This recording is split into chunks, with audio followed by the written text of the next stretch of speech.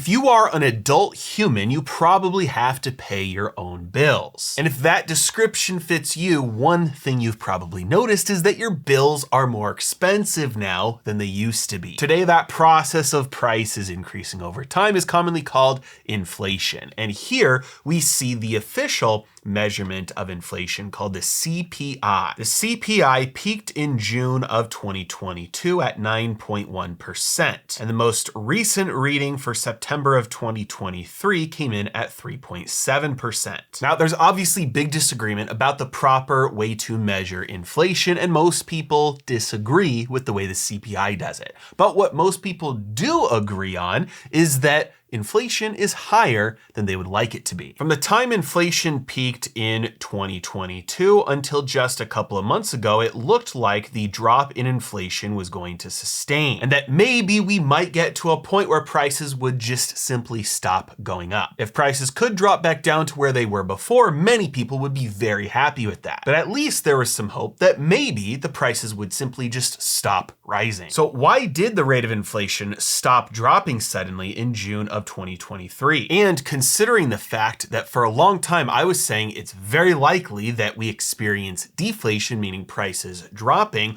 why did that not happen either? Well, in order to understand what's really going on here, we have to start where most things in economics start, which is the money supply. There are many different ways to measure the money supply, but M2 is the most common one. This particular chart you're looking at is the rate of change in the M2. So starting in early 2020, when the money printing started, the rate of change in the size of the money supply increased to record levels. During February of 2021, the money supply was 27% larger than it was 1 year prior, which is quite a big accomplishment to increase the money supply by 27, almost 30% in just 1 year. Now, even though the rate of change dropped, the money supply was still growing here all the way up until December of 2022. Since December of 2022, the money supply has actually been shrinking. For anybody who's a fan of Austrian economics, there's an alternative measure of the money supply called the Rothbard-Salerno total money supply. This is another chart of the year-over-year change in the money supply, and you can see the dark blue line correlates fairly well with the gray line, which is M2, what we were just looking at earlier. The difference is the movements are usually more extreme, and the Rothbard-Salerno money supply measure still shows that the money supply is contracting. Now, in order to understand why this is significant, let's take a look at a longer view of history here and go back a couple hundred years. This chart from longtermtrends.net shows the red line, which is the inflation rate, and the black line, which is the M2 growth rate. We can see all the way at the end here that the growth rate of the money supply is currently negative. But if you plot that 0% line all the way back, you'll notice that the black line never dips down into negative territory until we get all the way back to 1933. That's right. That means that 1933 was the last time that the money supply actually shrank until today. And it's been shrinking for 10 months now. But we have to look at this one more different way here, because just looking at the rate of change this year versus last year doesn't tell us the whole story. In order to really visualize what is happening, we need to look at the total, the absolute numbers, not just the difference in where it is today versus last year. Here's a chart of the money supply that goes back to the 1980s, and it is just simply the total number of dollars in the banking system, currently sitting at 20.7 trillion. You can see this spike in the money supply that happened when the money printing started in 2020, and you can see the peak and a slight drop off towards the end. Once we zoom in here at the very end of this chart, we can see it in more detail. And in fact, the peak of the money supply was April 18th of 2022. That date is significant. We'll come back to that later. But remember, April of 2022 is when the money supply peaked, and it's dropped since then. For basically one entire year from April of 2022, the money supply dropped consistently until it bottomed 1 year later in May of 2023. So this time time period from April 22 to May of 23, we get a consistent downtrend in the money supply. Now let's take a look at what the rate of inflation did during the exact same time. April of 2022, the inflation rate was near its peak. It peaked just a couple months later in June, and fast forward 1 year later, and we see the inflation rate bottomed in June of 2023. So there is a slight lag, but the money supply started dropping from April of 2022 and finished dropping in May of 23. About a 1 year difference. The rate of inflation did the exact same thing, just bumped back 1 or 2 months. It peaked in June of 2022 and then bottomed in June of 2023. Now, this drop in the money supply was far and away the #1 reason why I was saying we are likely to experience deflation soon, because the money supply is decreasing. When the money supply is decreasing, there's simply less money relative to the goods and services. All else being equal, that pushes prices down. But unfortunately, we never actually made it that far. As you probably noticed, the money supply stopped shrinking in May of 2023 and has simply moved sideways since then. At $20.7 trillion in the M2 money supply, we're at the exact same place that we were back in April of 2023. It makes sense then over that same time frame that when the money supply was shrinking, the rate of inflation was dropping, but once the money supply stopped shrinking, the rate of inflation flatlined. At 3.7 at last reading, we're right in between May and June of 2023 for the CPI reading. Now, unfortunately for people like you and I, who are just trying to view the data so that we can learn more about how things work, the data for the money supply is extremely delayed. It is a weekly series of data, but it is only updated on a monthly basis.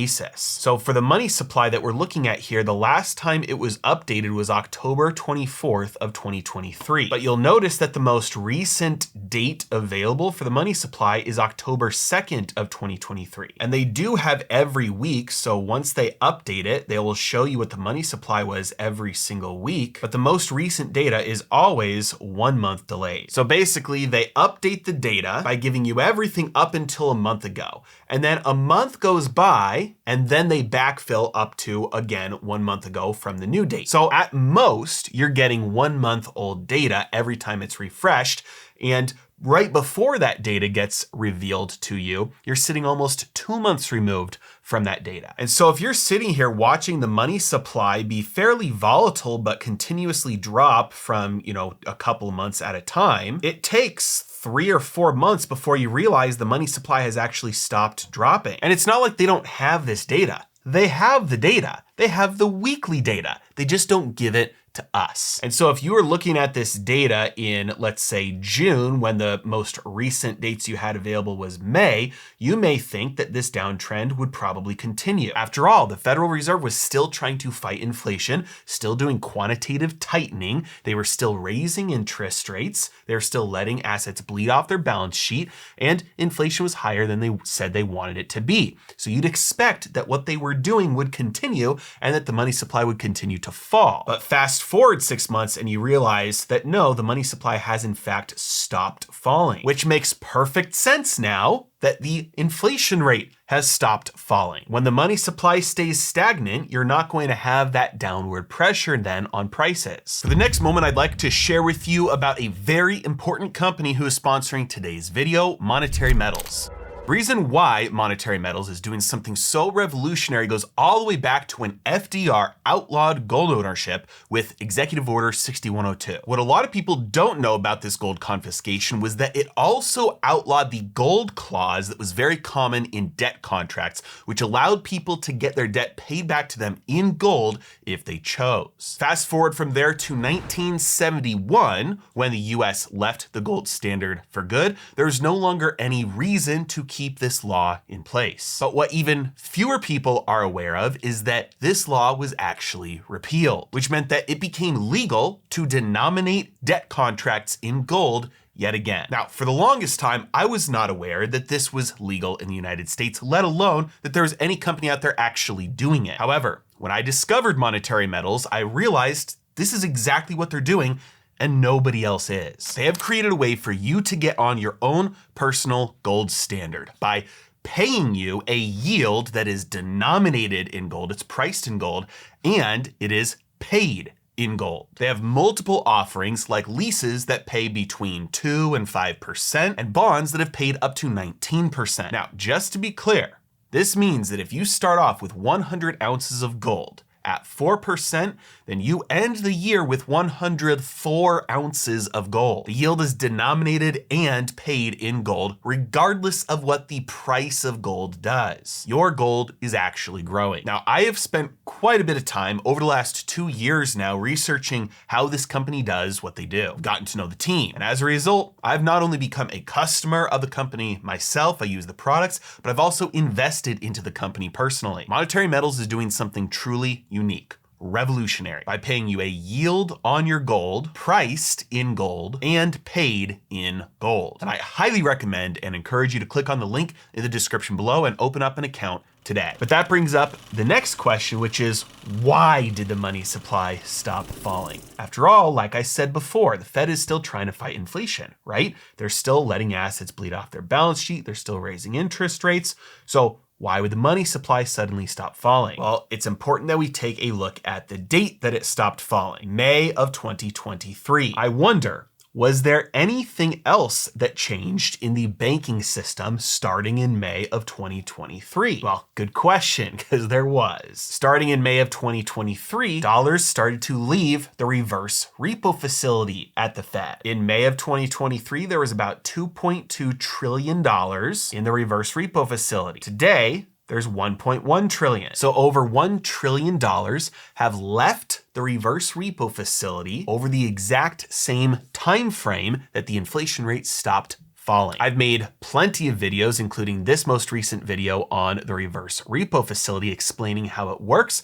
But basically, anything in the reverse repo facility is getting paid to be held outside of the banking system. That money gets paid 5.3% risk-free right now. But government borrowing started accelerating in May of 2023, and the US government started paying up to 5.5% on short-term debt. Now, short-term government debt does carry a little tiny bit of risk compared to the risk-free money in the reverse repo facility. But 5.5% is better than 5.3%. So this extra government borrowing at the higher rates is what attracted so far $1 trillion to leave the reverse repo facility. Now that money gets reintroduced to the banking system because the government borrows that money to do what? To spend it. So they spend it, it goes into somebody's bank account, which then winds up showing up in the M2 money supply. This was the number one thing that I overlooked in my anticipation of seeing deflation, was higher rates actually attracting new money to get introduced into the banking system. Because it's true,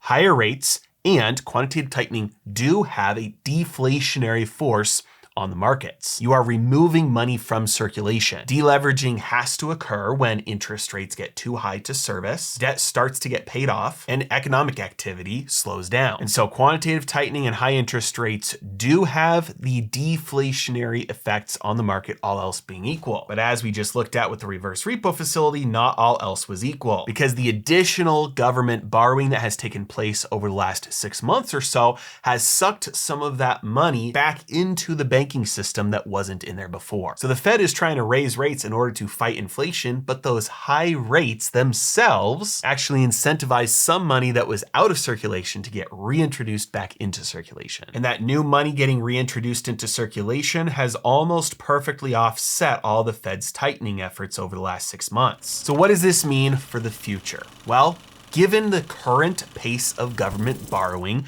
we can anticipate when the reverse repo facility will be drained. Judging by how fast it took over the last 7 or 8 months for the $1 trillion or so to leave the reverse repo facility, we'd be looking at sometime around March or April to when this account would be run dry. But if you take a look at the recent acceleration in funds leaving the reverse repo facility over the last month or two, then it's possible that it could happen even sooner if that pace continues.